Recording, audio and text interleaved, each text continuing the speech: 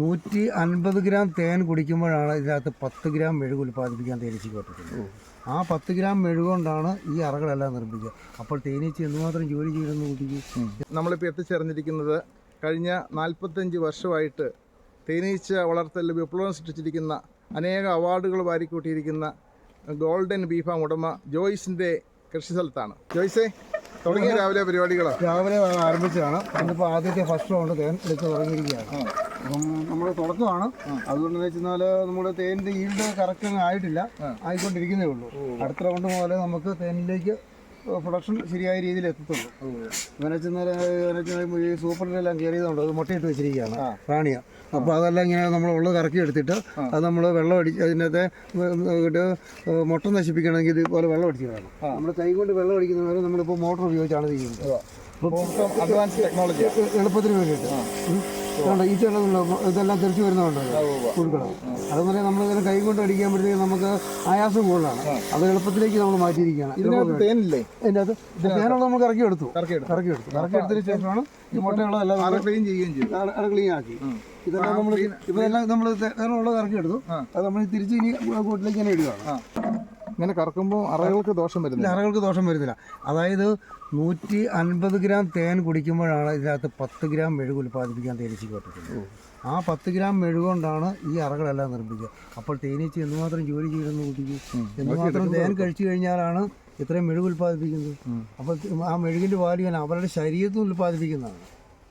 Covering ഈ covering ചെന്നാൽ ഇതിൻ്റെ അകത്ത് ജലാംശം പരമാവധി കുറച്ചതിന് ശേഷം അവർ സീൽ ചെയ്യുന്നതാണ്. നമ്മളൊക്കെ എന്നു വെച്ചാൽ വർഷകാലത്തിൽ നമ്മൾ കപ്പയും അതായത് നെല്ലുമൊക്കെ ഉണങ്ങി നമ്മൾ വർഷകാലത്തേക്ക് സൂക്ഷിച്ച് വെക്കല് എന്ന് പറഞ്ഞൊരു തേനീച്ച അവരുടെ വർഷകാലത്തിലേക്ക് കഴിക്കാൻ വേണ്ടിയിട്ട് അവർ ഭദ്രമായിട്ട് സൂക്ഷിച്ചിരിക്കണം. അതാണ് നമ്മൾ അടിച്ചു മാറ്റുന്നത്. അതിന് വേണ്ടിയാണ് അവർ അത്രയും കെയറായിട്ട് അവർ ജലാംശം പരമാവധി കുറച്ചതിന് ശേഷം ഇത് അടച്ചു വെച്ചിരിക്കുന്നത്. അത് നമ്മൾ ചെത്തി മാറ്റി കഴിഞ്ഞാൽ മാത്രമേ ആ സീലിങ് ചെത്തി മാറ്റി കഴിഞ്ഞാൽ മാത്രമേ നമ്മൾ തേനെടുക്കുമ്പോൾ ഇത് എക്സ്ട്രാക്ട് ചെയ്യുമ്പോൾ ഇത് തെറിച്ച് നമ്മുടെ പാത്രത്തേക്ക് വീഴത്തുള്ളൂ. അതിനുവേണ്ടിയാണ് നമ്മൾ ചെത്തി മാറ്റുന്നത്. തേൻ ആദ്യം എടുക്കുന്നതുകൊണ്ടല്ല ഇതിങ്ങനെ അടച്ചു വെച്ചിരിക്കുന്നത്. അല്ല, തേനെന്ന് വെച്ചാൽ പാകമായ തേനെന്ന് പറഞ്ഞാൽ മൊത്തം സീൽ ചെയ്താൽ മാത്രമേ അതിൻ്റെ 95% ഇതുപോലെ അടച്ചു വെച്ചാൽ മാത്രമേ പാകമാകുള്ളൂ. ഇത് പാകമായില്ല. കാരണം വെച്ചാൽ നമ്മൾ ആദ്യം എടുക്കുന്നതിൻ്റെ പേരിൽ ഇത് തേനെടുത്ത് മാറ്റിയാലേ ഇതിനകത്തെ മുട്ടയും പുഴുവെല്ലാം നമുക്ക് വെള്ളം അടിച്ച് നശിപ്പിക്കാൻ പറ്റത്തുള്ളൂ. അതുകൊണ്ടാണ് ഇപ്പോൾ ഇങ്ങനെ ചെയ്യുന്നതിൻ്റെ കാരണം. ഈ പാകം എന്ന് പറഞ്ഞാൽ എന്ത് ഉദ്ദേശിക്കുന്നത്? ഇതിൻ്റെ അകത്ത് ജലാംശം പരമാവധി ഇതിനകത്ത് കുറച്ചതിന് ശേഷം തേനീച്ച അവരുടെ ഇതുപോലെ ഉള്ള ആ മെഴുക് കൊണ്ട് തന്നെ അവർ മൊത്തം സീൽ ചെയ്യും. സീൽ ചെയ്യുന്നതാണ് പാകമായ തേനെന്ന് പറയുന്നത്. അപ്പോൾ അതിനകത്ത് ജലാംശം പരമാവധി കുറഞ്ഞിരിക്കും. അത് 20% പ്യുവർ തേനാണ്. അല്ല, പ്യുവർ ജലാംശം കുറഞ്ഞ തേൻ. അപ്പോൾ പുളിപ്പുണ്ടാകാനും മറ്റു ഉള്ള സാധ്യതകൾ വളരെ കുറവായിരിക്കും. അതിൻ്റെ അകത്ത് പരമാവധി ജലാംശം കുറച്ചതിന് ശേഷമാണ് അവർ ഈ മെഴുക് കൊണ്ട് തന്നെ അടച്ചു വയ്ക്കുന്നത്. ഈ പൂമ്പടിയിൽ നിന്നാണോ തേൻ ഉൽപ്പാദിപ്പിക്കുന്നത് തേനീച്ചകൾ? അല്ല, പൂമ്പടിയിൽ നിന്നല്ല തേൻ ഉൽപ്പാദിപ്പിക്കുന്നത്. തേനായിട്ടും പൂമ്പടിയായിട്ടാണ്. അതായത് പൂമ്പടി എന്ന് പറയുന്നത് തേനീച്ചകളുടെ വിരിഞ്ഞു വരേണ്ട കുഞ്ഞുങ്ങൾക്ക് ഭക്ഷണത്തിന് വേണ്ടിയിട്ടാണ് പ്രധാനമായിട്ടും വേണ്ടത്. പൂമ്പടി കിട്ടിയെങ്കിൽ മാത്രമേ കൂട് ഡെവലപ്പ് ആകത്തുള്ളൂ. നമുക്ക് തേനെന്ന് പറയുന്നത് പ്രധാനമായിട്ടും നമ്മുടെ റബ്ബർ, പിന്നെ മരുത്, മഹാഗണി, തേമ്പാവ്, പിന്നെ കശുമാവുണ്ട്, തെങ്ങ്, മാവ്, ഇങ്ങനെയുള്ള മരങ്ങളിൽ നിന്നാണ് നമുക്ക് തേൻ ലഭിക്കുന്നത്. ചുരുക്കം കപ്പകളിൽ നിന്നും കിട്ടും. അത് എല്ലാവരും കപ്പകളിലില്ല, ചില കപ്പകളിൽ നിന്നും കിട്ടും. ചില കപ്പകളിൽ ധാരാളമായിട്ട് പൂമ്പടി ഉണ്ടാകുന്ന കപ്പയുണ്ട്. കപ്പ കൃഷി ധാരാളമുള്ള സ്ഥലത്ത് പൂമ്പടി ധാരാളമായിട്ട് നമുക്ക് ലഭിക്കും. ഇതിന്റെ തളിരിലയിൽ നല്ലേ തേൻ കിട്ടുന്നത്? തളിരിലയിൽ തീർത്തും തളിരില്ല. ഒരു ഇല ഒരു പരുവം മൂപ്പാകുമ്പോഴാണ്. തീർത്തും തളിരില്ല, ഒരു കുറച്ച് മൂപ്പായി കഴിയുമ്പോൾ മാത്രമേ. എല്ലാവരും ഓർത്തുകൊണ്ടിരിക്കുന്നത് പൂവിൽ നിന്ന് മാത്രമേ നമുക്ക് ലഭിക്കുന്നത്. നമുക്കിവിടെ കേരളത്തിൽ പ്രധാനമായിട്ടും ലഭിക്കുന്നത് റബ്ബറിൽ നിന്നാണ്. റബ്ബറിൽ നിന്ന് മറ്റ് മിക്സ്ഡായിട്ട് എല്ലാ പ്ലാന്റിൽ നിന്നും ഉണ്ട്. റബ്ബറിൽ നിന്നും നമുക്ക് തന്നെ പറയാൻ പറ്റത്തില്ല. എല്ലാ ഇനം മരങ്ങളിൽ നിന്നും മിക്കവാറുമുള്ള ഒത്തിരി മരങ്ങളിൽ ഇത് നമ്മൾ കാണുന്നില്ലാത്ത ചില മരങ്ങളിലും ചിലപ്പം ഈ തേൻ ഉൽപ്പാദിപ്പിക്കുന്നത് കാണും. അപ്പോൾ ഏതൊക്കെയാണെന്ന് നമുക്ക് കൃത്യമായിട്ട് മനസ്സിലാക്കാൻ പറ്റത്തില്ല. ഈ പുക കൊടുക്കുന്ന എന്തിനു വേണ്ടി? തേനീച്ചയുടെ കുത്ത് കിട്ടാതിരിക്കാനും ഒരു എന്നാന്ന് ചോദിച്ചു കഴിഞ്ഞാൽ ഭയപ്പെടുത്തി മാറ്റാനും വേണ്ടി. പുക മാത്രമേ ഇവർക്ക് പേടിയുള്ളൂ. തേനീച്ചകളൊക്കെ പണ്ടൊക്കെ എല്ലാം വനപ്രദേശങ്ങളാണല്ലോ. അപ്പോൾ ഈ വനപ്രദേശം ഉണ്ടാകുമ്പോൾ കാട്ടുതീ സർവ്വസാധാരണമാണല്ലോ. അപ്പോൾ തീ ഉണ്ടാകുമ്പോൾ ആദ്യം ചെല്ലുന്ന പുകയാണ് ആദ്യം കാറ്റുവേഷന് പോകുന്നത്. അപ്പോൾ തേനീച്ചയ്ക്ക് അറിയാമെന്ന് വെച്ചാൽ പുക വരുന്നുണ്ടെങ്കിൽ തീ വരുന്നുണ്ട്. അവരുടെ സംരക്ഷണാർത്ഥം അവരെന്ന് വെച്ചാൽ മരത്തിൻ്റെ പൊത്താണെങ്കിൽ ആ പൊത്തിലേക്ക് പരമാവധി ഒതുങ്ങി അവർ സംരക്ഷണത്തിന് വേണ്ടി മാറി വയ്ക്കും. അങ്ങനെ ആ പുക വരുന്നതുകൊണ്ട് അവർക്ക് പണ്ട് പോലെ പുകയെ ഒരു ഭയപ്പെട്ടിരുന്നു. ഈ തീ പുറകിലുണ്ട് എന്നുള്ള ഒരു കാഴ്ചപ്പാട്. അതുകൊണ്ടാണ് പുകയെ മാത്രം അവരെ പുക കൊണ്ട് മാത്രമേ അവരെ ഭയപ്പെടുത്താൻ പറ്റത്തുള്ളൂ. പുക കൊണ്ട് ഭയപ്പെടുത്തി അവരെ മാറ്റി നമ്മൾ കാര്യങ്ങൾ നടത്തും. നമ്മളിപ്പോൾ ഒരു തേനീച്ച കുത്തുക കുടിക്കും, അപ്പോൾ അതോടുകൂടി അതിൻ്റെ ആയുസ് നഷ്ടപ്പെടുക എന്ന് പറയുന്നത് ശരിയാണോ? ശരിയാണ്. കാരണം വെച്ചാൽ അതിൻ്റെ തേനീച്ച കുത്തുമ്പോൾ അതിൻ്റെ ഒരു മുള്ളുണ്ട്, ആ മുള്ളാണ് നമ്മുടെ ശരീരത്തിലേക്ക് വരുന്നത്. അതിൻ്റെ കുടൽ സഞ്ചികൾ പറഞ്ഞാണ് ഇതിൻ്റെ നമ്മുടെ ശരീരത്തിലേക്ക് വരുന്നത്. അപ്പോൾ അതോടുകൂടി ആ തേനീച്ചയുടെ കാര്യം നമ്മളെ കുത്തിയതിന് ശേഷം അത് മരണപ്പെടുകയും പട്ടാളക്കാരുടെ ധർമ്മമാണ് അവർ ചെയ്യുന്നത്. അവരെ അതിർത്തി കാക്കുന്നു. കാരണം വെച്ചാൽ എന്ന് പറഞ്ഞാൽ അവരുടെ കൂടിനെ സംരക്ഷിക്കാൻ വേണ്ടിയിട്ടാണ് അവരെ അറ്റാക്ക് ചെയ്യാൻ അവരെ ഉപദ്രവിക്കാൻ ചെല്ലുന്നതെന്ന് കാണുന്നതുകൊണ്ടാണ് അവർ നമ്മളെ അറ്റാക്ക് ചെയ്യുന്നത്. അവർ മരണപ്പെട്ടു. അതോടുകൂടി നമ്മളെ അറ്റാക്ക് ചെയ്ത് കഴിയുമ്പോൾ അവരുടെ കാര്യം തീർക്കും. ഇതിനകത്ത് എല്ലാ തേനീച്ചകളും നമ്മളെ കുത്തുവോ, ഉപദ്രവിക്കുവോ? ഇല്ല, വേലക്കാരി ഈച്ചകൾ മാത്രമേ കുത്തുള്ളൂ. ഏത് ഈച്ച നമ്മളെ കുത്തിയാലാത്തത്? ആണീച്ച. അവർക്ക് കുത്താനുള്ള അവയവം ഇല്ല. അതുകൊണ്ട് അവർക്ക് കുത്താൻ പറ്റത്തില്ല. പെണ്ണീച്ചയാണ് നമ്മളെ കുത്തുന്നത്. വേലക്കാരി ഈച്ചകളാണ്. പെണ്ണീച്ച എന്ന് പറയുന്നത് വേലക്കാരി ഈച്ച. അവർ മാത്രമേ നമ്മളെ അറ്റാക്ക് ഉപദ്രവിക്കുള്ളൂ. ഇങ്ങനെ കൂട് കൊണ്ടുവന്ന് വെക്കുന്നത് ഇങ്ങനെ തുറസായ സ്ഥലത്തല്ലേ വെക്കുന്നത്? അപ്പം ഇവിടെ ഈ ഉറുമ്പുകൾ അങ്ങനെയുള്ള ശല്യങ്ങളൊക്കെ ഉണ്ടാവാമല്ലോ. നമ്മൾ സാധാരണ ഉറുമ്പ് ശല്യം ഉള്ള സ്ഥലങ്ങൾ വെക്കാറില്ല. അങ്ങനെയുള്ളൊരു നമ്മൾ ഉറുമ്പോടി ഒന്നും കേട്ടിട്ടില്ലേ? ഈ കൂടി കിടക്കുന്നുണ്ടല്ലേ, ഇതിനകത്ത് യാതൊന്നും നമ്മൾ കേട്ടില്ല. എല്ലാ പറമ്പിലും പ്രശ്നമില്ല. അത് വേണ്ട. നല്ലൊരു കൂടിൻ്റെ പുറത്തോട്ട് നല്ലൊരു സ്ട്രോങ് കൂടാണെന്നുണ്ടെങ്കിൽ അതേല അങ്ങനെ ഉറുമ്പൊന്നും അറ്റാക്ക് ചെയ്യാൻ പോരത്തില്ല. ഇനി അങ്ങനെ ഉണ്ടെങ്കിൽ എന്തെങ്കിലും പ്രതിവിധി അങ്ങനെ ഒന്നും നമ്മൾ ചോട് തെളിച്ചോ അല്ലെങ്കിൽ എന്തെങ്കിലും നമ്മൾ മുകളിൽ എന്നെ വെച്ചാൽ ചോക്കൊണ്ടൊന്ന് മറിച്ചിടുക തന്നെ ചെയ്തു. അത്രേ ഉള്ളൂ. നമ്മളിപ്പോൾ ഇത്രയും കൂടി ഇരിക്കുന്നു. എന്തെങ്കിലും നമ്മൾ ചെയ്തിട്ടുണ്ടോ? നോക്കി ഒന്നും ചെയ്തിട്ടില്ല. പിന്നെ അങ്ങനത്തെ ഒരു സംഭവമില്ല. DDT നമുക്ക് ഉപയോഗിക്കാൻ പറ്റത്തില്ല. അങ്ങനെ ഒരു സംഭവമില്ല. പിന്നെ ഈ കൂടുതൽ എല്ലാത്തിനും ചോട്ടോട്ട് നോക്കിയോ, ഒറ്റ ഉണത്തിന് ചോട്ട് നമ്മൾ ഉറുമ്പോടി ചുമ്മാ നമ്മൾ തെളിച്ചിടും.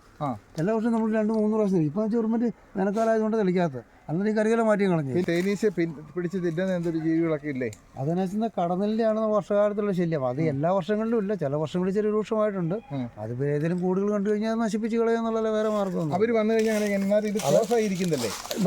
ഇത് ക്ലോസ് ആയിരിക്കുന്നെങ്കിൽ അതിൻ്റെ വാതൊക്കെ വന്നിരുന്ന് പിടിക്കും. ഇറങ്ങി വരുന്നതിനെ പിടിക്കും. വൺ ബൈ വൺ ആയിട്ട് പിടിക്കും. പിന്നെ ചിലപ്പോൾ ഇത് തുറന്ന് ചിലപ്പോൾ അകത്ത് കയറാം. അത് കൂട്ടത്തോടെ വന്ന് കയറി കഴിഞ്ഞാൽ പിന്നെ നമ്മളെ കൂടെ നശിപ്പിച്ച് കളയും. ചിലപ്പോൾ അങ്ങനെ വന്ന് കയറുന്നുണ്ടല്ലേ? കൂടൊക്കെ മോശമാണെന്നുണ്ടെങ്കിൽ പഴക തുറന്നതിനകത്ത് കയറും. അത് കയറി കഴിഞ്ഞാൽ അങ്ങനെ പിടിച്ചോണ്ട് ഭീഷണിയാണ്. അപ്പോൾ എല്ലാത്തിനും ഒരു പ്രതിബന്ധങ്ങളുണ്ടല്ലോ. എല്ലാ കാര്യങ്ങൾക്കും ഉണ്ട്. അതിന് പ്രതിവിധികളും നമ്മൾ നേരിടുകയല്ല. ഒരു കൂട്ടിൽ എത്ര തരം ഈച്ചകളുണ്ട്? അതായത് 3 തരം തേനീച്ചകളുണ്ട്. ഒന്ന് റാണി, 2 വേലക്കാരി, 3 ആണീച്ച. 3 ഈച്ചകളാണ് ഒരു കൂട്ടിലുള്ളത്. റാണി എന്ന് പറയുന്നതാണ് മുട്ടയിട്ട് പ്രത്യുൽപാദനം നടത്തുന്നത്. വേലക്കാരി ഈച്ച എന്ന് പറയുന്നത് തേനും പൂമ്പടിയും സംഭരിക്കുക, അറകൾ നിർമ്മിക്കുക, മറ്റ് കൂടിൻ്റെ സംരക്ഷണം കൊടുക്കുക, ഇങ്ങനെയുള്ള കാര്യങ്ങളാണ്. പിന്നെ ചാണീച്ച എന്ന് പറയുന്നതെന്ന് വെച്ചാൽ പുതിയ റാണി ഒരു കൂട്ടിൽ വിരിഞ്ഞു കഴിയുമ്പോൾ അതുമായിട്ട് ഇണ ചേരുക എന്നുള്ളത് മാത്രമേ ജോലിയുള്ളൂ. അല്ലാതെ വേറെ ഒരു ജോലികൾ അവർ ചെയ്യുന്നില്ല. തേൻ കുടിക്കുക, മതോന്മത്തിലായി നടക്കുക. ഉൽപ്പാദിപ്പിക്കുന്ന തേനി ആണീച്ച ഒന്ന് കുടിക്കുമോ? ആണീച്ച അവർക്ക് ഭക്ഷണം വേണമല്ലോ. അവർ കഴിക്കൂല, കഴിക്കാതിരിക്കാൻ പറ്റത്തില്ല. അല്ല, പൂമ്പടിയിൽ നിന്നുള്ള ഭക്ഷണം കൂടാതെ തന്നെ പൂമ്പടി ഒന്നും ഇവർ കഴിക്കുന്നില്ല. അവർ തേനാണ്, എല്ലാവരും തേനാണല്ലോ കഴിക്കുന്നത്. അത് തേൻ കുടിച്ചതിന് ശേഷമാണല്ലോ തേനീച്ച ഈ അങ്ങോട്ട് അറകൾ ഞാൻ പറഞ്ഞില്ലേ ആദ്യം പറഞ്ഞല്ലോ. അതായത് 150 ഗ്രാം തേൻ കഴിക്കുമ്പോഴാണ് 10 ഗ്രാം മെഴുക ഇവർക്ക് ഉൽപ്പാദിപ്പിക്കാൻ സാധിക്കുന്നതാണ്. ഈ ക്യൂൻസെല്ല് ഒന്ന് കാണിച്ചു തരാമോ? ഇതല്ല ക്യൂൻസെല്ല്. ഇതും ക്യൂൻസെല്ലാണ്, ഇതും ക്യൂൻസെല്ലാണ്. ഇത് വളരെ രഹസ്യമായിട്ട് അവരുണ്ടാക്കി വെച്ചിരിക്കുകയാണ് നമ്മളെ പറ്റിക്കാൻ വേണ്ടിയിട്ട്. ഇതിനകത്താണ് റാണി മുട്ടയുണ്ട്. ഇതിനകത്ത് റാണി മുട്ട ഇട്ടിട്ടുണ്ട് നിലവിൽ. ഇതിനകത്ത് മുട്ടയും പുഴുവുണ്ട്. ഇത് വളർത്തി വലുതായി കഴിയുമ്പോഴത്തേക്കും ഇത് വിരിയുന്നതിൻ്റെ 2-3 ദിവസം മുമ്പ് പഴയ റാണി പകുതിയിലധികം ഈച്ചയായിട്ട് കൂടി പിരിഞ്ഞു പോകും. അവരുടെ വംശാവലി നിലനിർത്തുന്നതിന് വേണ്ടിയിട്ടാണ്. എല്ലാ ജീവജാലങ്ങൾക്കും അവരുടെ വംശാവലി നിലനിർത്തുക എന്ന് പറയുന്നൊരു പ്രതിബദ്ധതയുണ്ടല്ലോ. ഈ കൂട് പിരിഞ്ഞു പോകാന്ന് പറയുന്നത് ആ കൂട് പിരിഞ്ഞു വെച്ചാൽ പകുതിയിലധികം ഈച്ചയായിട്ട് പോകുമ്പോഴാണ് കൂട് പിരിഞ്ഞു പോകുന്നത്. അത് മറ്റൊരു സ്ഥലത്ത് വേറൊരു സ്ഥലത്ത് പോയി അവർ മരത്തിൻ്റെ പൊത്തിലോ നമ്മുടെ മൺപൊത്തിലോ എവിടെയെങ്കിലും പോയി അവർ കൂട് നിർമ്മിച്ച് അവർ പുതിയൊരു കോളനിയായിട്ട് താമസിക്കും. ഒരു ബോക്സിൽ കൂടുതൽ ഇങ്ങനത്തെ അങ്ങനെയല്ലേ ക്യൂൻസെല്ലുകൾ ചിലപ്പോൾ 8, 10, 20 എണ്ണമൊക്കെ കാണും ഒരു ബോക്സിനകത്ത്. അപ്പോൾ ചിലപ്പോൾ അങ്ങനെ കഴിയുമ്പോൾ 2-3 സെറ്റുകൾ ഇതിനകത്ത് പിരിഞ്ഞു പോകും. പിരിഞ്ഞു പോയി കഴിയുമ്പോൾ ഈച്ച ഇല്ലാതെ വന്നു കഴിയുമ്പോഴത്തേക്കും അവർ തന്നെ ഉണ്ടല്ലോ ബാക്കി വിരിഞ്ഞു വരേണ്ട റാണിയെ വിരിഞ്ഞു വരേണ്ട സെല്ലുകൾ അവർ തന്നെ ഈച്ച തന്നെ നശിപ്പിച്ചു കളയും. അപ്പം വീണ്ടും അവർക്ക് കൂടി നിലനിൽക്കാൻ പറ്റാത്തൊരവസ്ഥയിലുള്ള ഒരു ഈച്ച ഇല്ലാത്ത വരുന്നൊരവസ്ഥ വരും. അതുകൊണ്ട് അവർ തന്നെ സന്താന നിയന്ത്രണം വരെ അവർ നടത്തും. അത് നമ്മൾ കുടുംബാസൂത്രണമൊന്നുമില്ലേ എന്ന് പറഞ്ഞ പോലെ തന്നെ അവരും കുടുംബാസൂത്രണം നടത്തും. ജോയ്സ് ഒരു സംശയം ചോദിക്കട്ടെ, ഈ അറകളുടെ കാര്യം പറഞ്ഞപ്പോഴേ ഈ അറകളുടെ സ്ട്രക്ചർ എങ്ങനെയാണ്, ഘടന എങ്ങനെയാണ്? സ്ട്രക്ചർ എന്ന് പറയുന്നത് ഷഡ്ഭുജങ്ങളാണ്. അത് എന്തുകൊണ്ട് അങ്ങനെ ആക്കിയിരിക്കുന്നത്? എന്താ ചുരുങ്ങിയ സ്ഥലത്ത് ഏറ്റവും ബലവത്തായവും കൂടുതൽ എണ്ണവും നിർമ്മിക്കാൻ പറ്റുന്ന ഒരു സംഭവമാണ്. അതായത് മനുഷ്യനെക്കാട്ടിലും വിവരമുള്ള സാധനമാണ് തേനീച്ച എന്നുള്ളത് അറിയാവും. അപ്പം ഇതിന് ബലം കിട്ടാൻ വേണ്ടിയാണ് ആ ഘടന സൃഷ്ടാവ് ഒരു പ്രകൃതിയെ സൃഷ്ടിച്ചില്ല ഒരാള്. ആ സൃഷ്ടികർത്താവ് ഓരോന്നിനെ സൃഷ്ടിച്ചപ്പോൾ അവർക്ക് പ്രത്യേകമായ എല്ലാ കഴിവുകളും അവർക്ക് കൊടുത്തിട്ടുണ്ട്. ഈ തേനീച്ചയിൽ നിന്ന് മനുഷ്യനെ ഈ ഫ്ലാറ്റൊക്കെ നിർമ്മിക്കാൻ വല്ലതും ഇതിനകത്ത് ഒത്തിരി കാര്യങ്ങൾ ഇതിനകത്ത് ഒത്തിരി കാര്യങ്ങൾ മനുഷ്യർ എടുത്തിട്ടുണ്ടല്ലോ. കാരണം അതായത് AC, അതായത് കുറച്ച് ഈ കൂട് വെയിലത്തായിരിക്കുന്നെങ്കിൽ കുറേ ആൾക്കാരകത്തിരുന്ന് ചിറകടിച്ച് അതിൻ്റെ ചൂട് വായുവിനെ പുറത്തേക്ക് തള്ളും. പുറത്തിരുന്ന് കുറേ പേര് ചൂട് കൊണ്ട് തണുത്ത് വായുവിനെ അടിച്ച് ഇതിനകത്തോട്ട് കിട്ടും. പിന്നെ അതിൽ കൂടുതൽ ചൂടായി കഴിയുമ്പോൾ അവർ പുറത്ത് പോയി വെള്ളം കൊണ്ടുവന്ന് കൂടിനെ തണുപ്പിക്കും. വെള്ളം പൈപ്പിൻ്റെ കീഴയോ വെള്ളം കിട്ടുന്നിടത്ത് പോയി വെള്ളം എടുത്തുകൊണ്ടെന്ന് ഈ കൂടിനെ തണുപ്പിക്കും. ഞാൻ പറഞ്ഞു കേട്ടിട്ടുണ്ട് ഈ ഫ്ലാറ്റ് നിർമ്മാണത്തിലൊക്കെ ഇവരുടെ വേറുണ്ട്. ഈ തേനീച്ചകളത്തോളം ബുദ്ധിയുള്ള ഒരു സാധനം മനുഷ്യനെക്കാളും വിവരമുണ്ട്. കാലാവസ്ഥാ വ്യതിയാനം മുതൽ പ്രകൃതിയിലുണ്ടാകുന്ന എല്ലാ മാറ്റങ്ങൾക്കും അറിയാവുന്നൊരു സാധനമാണ് ഈ ഷഡ്പദങ്ങൾ എന്ന് പറയുന്നത്, പ്രത്യേകിച്ച് തേനീച്ചകൾ. നമുക്കറിയാം ഒരു വെള്ളപ്പൊക്കം ഉണ്ടാകുന്നതിന് മുമ്പ് തന്നെ ഉറുമ്പുകളൊക്കെ എന്താ അവരുടെ കൂട് കൊടുക്കുകയും എല്ലാം എടുത്തുകൊണ്ട് മാറുകയും ചെയ്യും എന്ന് പറഞ്ഞ പോലെ തന്നെ പ്രകൃതിയിലുണ്ടാകുന്ന എല്ലാ വ്യതിയാനങ്ങളും ഇവർക്ക് തിരിച്ചറിയാൻ പറ്റും. ഒരു ഭൂകമ്പം ഉണ്ടാകുന്നെങ്കിൽ പോലും ഉണ്ടല്ലോ അവർക്ക് തിരിച്ചറിയാൻ പറ്റും. അപ്പോൾ ഒരു ഭൂകമ്പം ഉണ്ടാകുകയാണെങ്കിൽ ഏറ്റവും കൂടുതൽ പട്ടികളും പിന്നെ പക്ഷികളുള്ളതിന് ഒച്ചയിടുന്നു എന്ന് പറഞ്ഞാൽ പ്രകൃതിയുടെ എല്ലാ ഒരു മഴ വരുന്നുണ്ടോ എന്ന് പോലും ഞാക്കി കൂട് നോക്കിയാൽ. നല്ലൊരു കൃഷിക്കാരനാണെങ്കിൽ മഴ നമുക്ക് ഉടനെ ഉണ്ടെങ്കിൽ നമുക്ക് കൂട് നോക്കുമ്പോൾ നമുക്കറിയാം ആ കൂടിനകത്ത് വ്യത്യാസങ്ങൾ കാണുമ്പോൾ നമുക്ക് മനസ്സിലാക്കാൻ പറ്റും.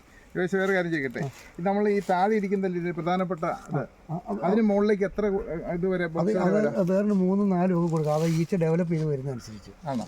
അപ്പോൾ ഒരു ബോക്സിനകത്ത് എത്ര തട്ടുകളാണ് വരുന്നത്? അത് 4 ഫ്രെയിമേ വരുള്ളൂ. 4 ഫ്രെയിമേ വരുള്ളൂ. ഞങ്ങൾ 4 ഫ്രെയിമിലും ചിലർ 5 ഫ്രെയിമിലും ഓരോരുത്തരും അവരുടെ താല്പര്യം അനുസരിച്ച്. നമ്മളിങ്ങനെ ഒരു കൂട് കൊണ്ടുവന്ന് വെക്കുന്നു, അതിന് മുകളിൽ എത്ര ബോക്സ് ആദ്യം വെക്കും?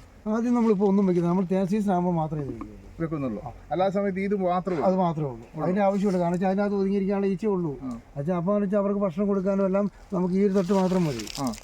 അപ്പോൾ അതിനുശേഷം തേൻ സീസൺ ആകുമ്പോൾ നമ്മൾ കൊണ്ടുവന്ന് 1 by 1 ആയിട്ട് വെക്കണം. അത് ഡെവലപ്പ് ചെയ്ത് വരുന്നതനുസരിച്ച് നമ്മൾ മുകളിലേക്ക് കൊടുക്കും. അപ്പോൾ ഞാൻ കാര്യം ചെയ്യട്ടെ, ഈ ഒരു തട്ട് വെച്ച് ഇതിനകത്ത് ഫില്ലായതിനു ശേഷമാണ് നമ്മൾ അടുത്ത തട്ട് കൊണ്ടുവന്ന് അത് നിറഞ്ഞു കഴിയുമ്പോൾ അത് നമ്മൾ നോക്കുമ്പോൾ നമുക്ക് അതിൻ്റെ മൂടിലൊക്കെ ധാരാളം ഈച്ച ഉണ്ടെന്നുണ്ടെങ്കിൽ നമ്മൾ വീണ്ടും അടുത്ത് തട്ട് കൊടുക്കണം. അപ്പോൾ നിറഞ്ഞതിന് ശേഷം നമ്മൾ മുകളിലേക്ക്. അപ്പോൾ നമ്മൾ തട്ട് വെച്ച് കൊടുത്തു കഴിയുമ്പോൾ അവർ മുകളിലോട്ട് കയറി വന്നു. അപ്പം ഇവിടെ ഈ ഈച്ചകൾ ഈ തട്ടിലെ തേൻ ഉൽപ്പാദിപ്പിച്ച് നിറച്ചതിന് ശേഷമാണ് ഇങ്ങോട്ട് കിടക്കുന്നത്. അല്ല വേറെ ഒരു തട്ട് നിറച്ച് ഇതിനകത്ത് ഇഷ്ടംപോലെ ഈച്ചകളല്ലേ. അപ്പൊ എല്ലാവരും ഒരേ സമയം തന്നെ എല്ലാം ഇങ്ങനെ താഴത്തെ തട്ടിലായിരിക്കും ഏറ്റവും കൂടുതലുള്ളത്. മുകളിൽ തട്ടിൽ അത്രയും കാണത്തില്ല.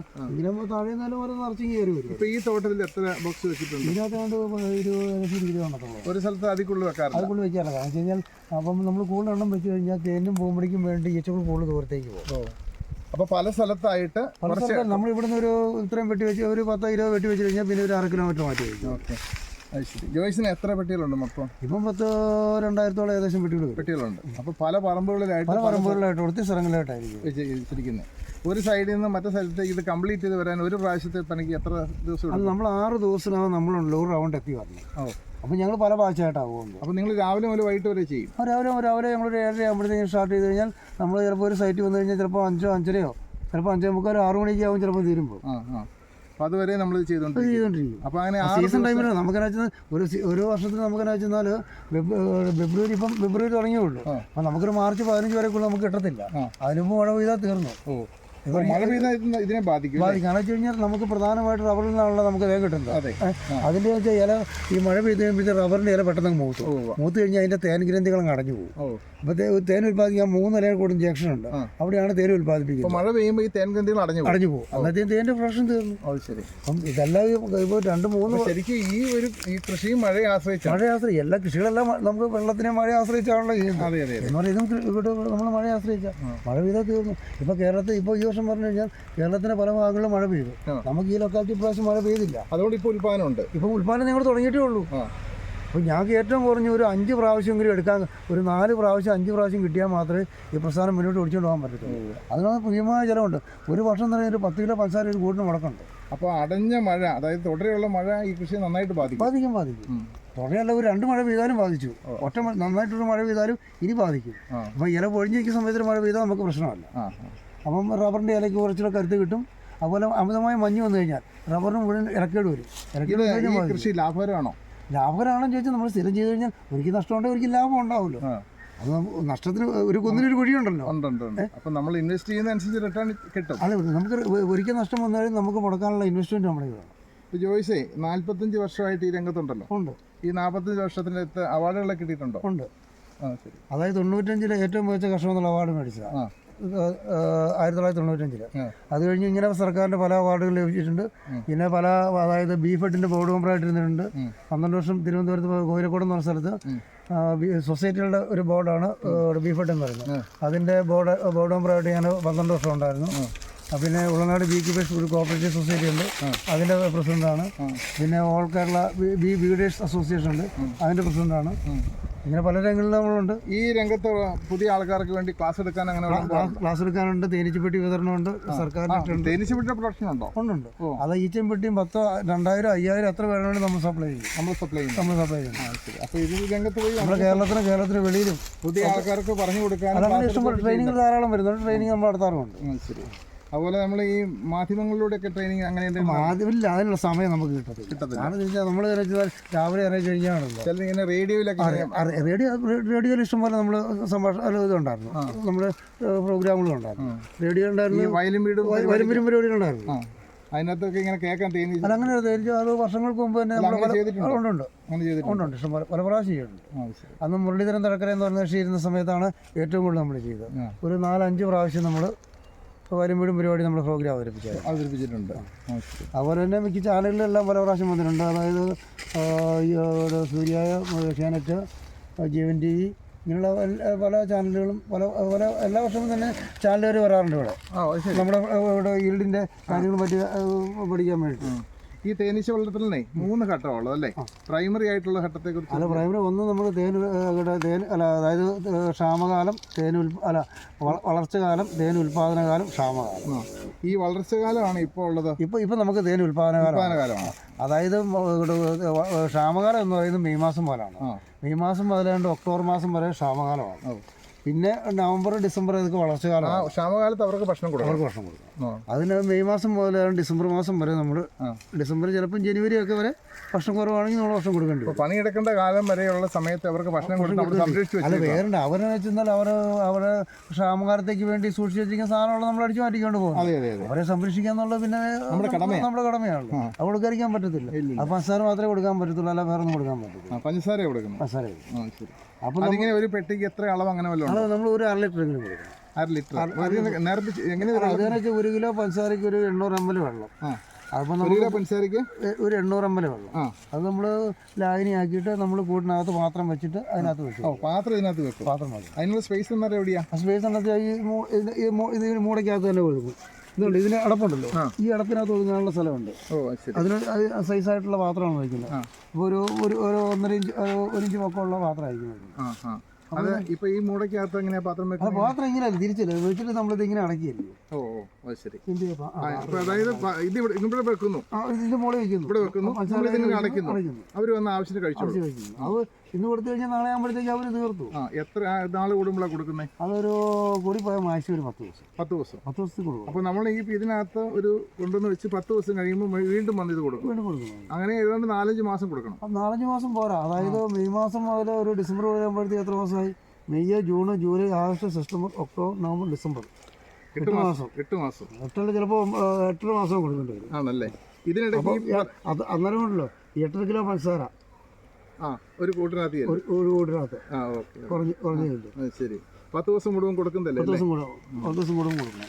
8 നമ്മൾ 1 കിലോ പഞ്ചസാര എന്ന് പറയുന്നത് നമ്മൾ ഒരു 2 പ്രാവശ്യം ഒഴിക്കാനേ കിട്ടുള്ളൂ. 1.5 ലിറ്റർ കിട്ടത്തില്ല. മുമ്പേ പറഞ്ഞില്ലേ, തേൻ ഉൽപ്പാദിപ്പിക്കുന്ന ഈ സമയത്ത് ഒരു മഴ പെയ്ത് കഴിഞ്ഞാൽ ഇതിനെ ബാധിക്കുമെന്ന് പറഞ്ഞില്ലേ?